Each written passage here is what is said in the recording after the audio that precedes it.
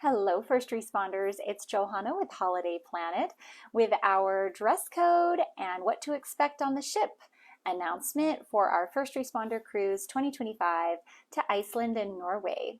So to begin with, our group of first responders is always a mix of all different sorts of people. We have younger people, we have seniors, we have couples, we also have solo travelers, we have groups of people traveling together who know each other, we have people who are brand new to our group who I don't know anyone yet. We do have a lot of retired couples always, and lots of still on duty first responders as well. There will be some kids in our group this year, which we don't always have kids, but our kids will be there, so it'll be fun for them to all hang out together. And of course, the Kids Club and Teens Club will be popping. But in general, Princess is not a cruise line that's going to have a ton of kids, and they're also not going to have a ton of partying, drunk college students. This is an upscale, classy cruise ship. I always say before dinner, you might be having a glass of champagne and listening to a classical music trio. After dinner, you might be down in the piazza, and there's also suddenly a flash mob pop-up dance party, and people are drinking martinis and going over to listen to jazz in the Nether Lounge. There's lots of entertainment options at night. So the people who want to start with Bloody Marys at 11 a.m. and finish with shots in the nightclub at 3 a.m. will have lots of opportunity to get their party on, and I may or may not be part of that group usually, but we always make sure that we are enjoying our cruise in a way that's respectful to others. This is not a 24/7 booze cruise, right? We'll get our party on in a way that honors that everyone else on the ship will be enjoying their own cruise in their own way as well.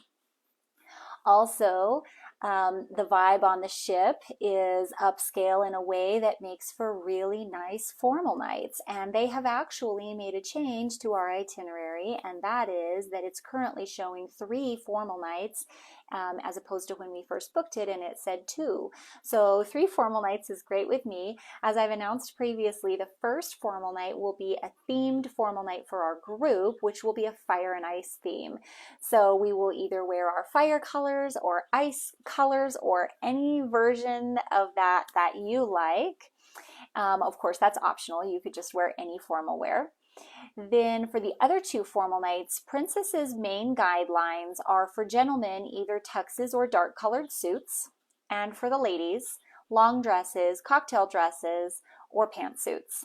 Now, what actually happens is that people are just not as formal for formal night as they used to be. I enjoy dressing up.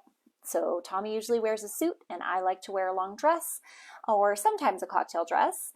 You really don't need ball gowns, and for sure if you don't already own a tux, guys, you don't need to go out and buy one.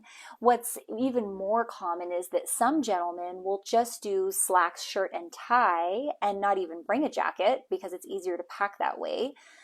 Some of the guys will do slacks, shirt, and sport coat with no tie. It's my opinion that you kind of either need the coat or the tie at least to be appropriate for formal night, but you will see some of everything. And even the staff that allow people in the dining room and they say yay or nay to different dress code issues, they're even being a lot more casual on formal night and letting in a lot more people that you might be looking across the room and saying, really, that's formal wear? So don't shoot the messenger. I'm just here to give you their general guidelines and let you do what you're most comfortable with when you get there. In my opinion, the easiest way to pack for the ladies is a nice pair of dress pants and a different sparkly top for each formal night. That's the least clothes you could possibly have to fit into your suitcase. And for the guys, like I mentioned, it's probably slacks and dress shirts and ties with no coat. But It's up to you. Also, if you don't want to participate in formal night at all, you can just not go to the main dining room for dinner that night. You can eat in the buffet or order room service or stay out on the pool deck late and have burgers and pizza and just opt out of the whole formal experience. But I think it's a lot of fun. We always meet up with our group and take pictures together, and I enjoy that if you want to participate. The rest of the night, or the rest of the nights at dinner, and even at breakfast and lunch in the main dining room, they don't want sleeveless tops at all, especially for gentlemen. If you can lift up your arm and see armpit hair, they will not let you in. They will make you go back to your stateroom and put on a different shirt. At dinner, they don't want shorts either, although that people do get away with shorts. And they don't want any open-toed shoes for gentlemen at dinner. But the hard and fast rule is those sleeveless shirts for guys.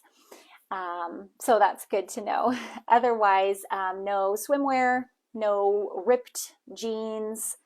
They want to kind of keep it classy in the dining room. So even on the regular, which they call smart casual nights, it's my opinion that slacks are better than jeans and polos or button-up shirts are better than t-shirts, but you will see a little bit of everything.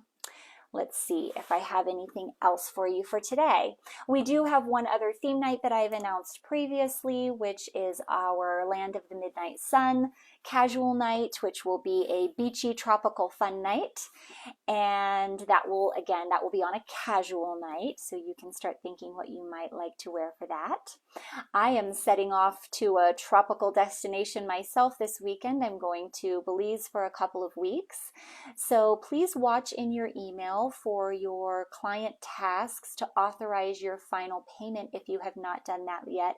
Everybody's been so communicative and so on the ball with these payments. We really appreciate all of you.